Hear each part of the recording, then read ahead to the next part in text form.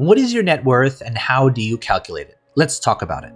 Your net worth is essentially a grand total of all your assets minus your liabilities. In other words, your net worth is a figure you get when you add up everything you own, from the value of your home to the cash in your bank account, and then subtract from the value of all of your debts, which may include a mortgage, car or student loan, or even credit card balances. If you're wondering what your net worth is, learn how to calculate and interpret it. First, how does net worth work? Theoretically, your net worth is the value in cash you would have if you were to sell everything you own and paid off all of your debts. In some cases, this number is actually negative, which indicates that you carry more liabilities than in assets. It's very common for people just out of college or starting their careers. In that case, your net worth is also a measure of how much debt you would still owe if you emptied your bank accounts and sold everything you own to put towards your debt. Though neither is a realistic scenario, what your net worth measures is more important than the generally unrealistic assumption that are made to get to that number. In fact, when it comes to your financial health, there is no ubiquitous magic net worth number you should be striving for, but you should use your net worth to track your progress from year to year and to hopefully see it improve and grow over time.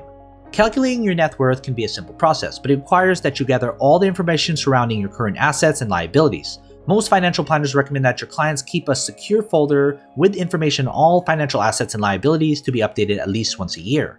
Gathering and organizing this information can be a bit of a chore at first, but ensures that you have access to the information when needed. Though such a folder can be turned into much more, calculating your net worth only requires basic financial information regarding the things you own and the debts that you owe.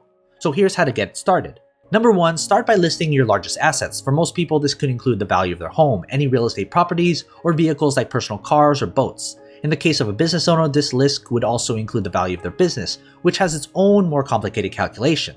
Make sure you use accurate estimates of market values in current dollars.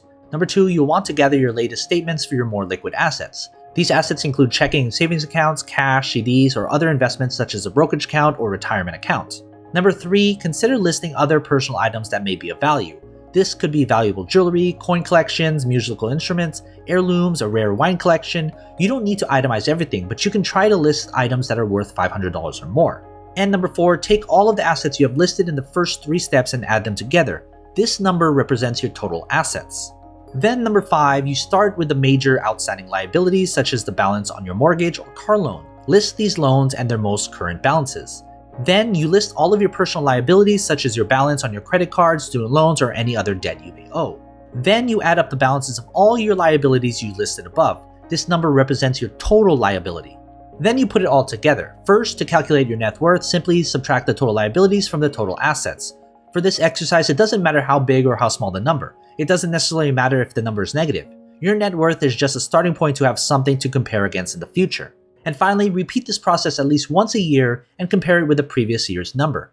By comparing the two, you can then determine if you are making progress or getting further behind on your goals. You may want to recalculate your net worth more often if you're embarking on an aggressive savings or debt repayment plan.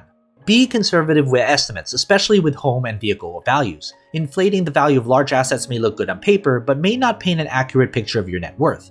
Review your budget to look for areas where you can reduce expenses and allocate more money to either savings or debt repayment. If you have additional money to save, consider maxing out your emergency fund, then maxing out your annual contribution to an individual retirement account. So what are your thoughts? How much are you worth? If you like this video, hit that like button, consider subscribing. I talk about money and everything related to it, so don't miss out. And as always, take care of your money.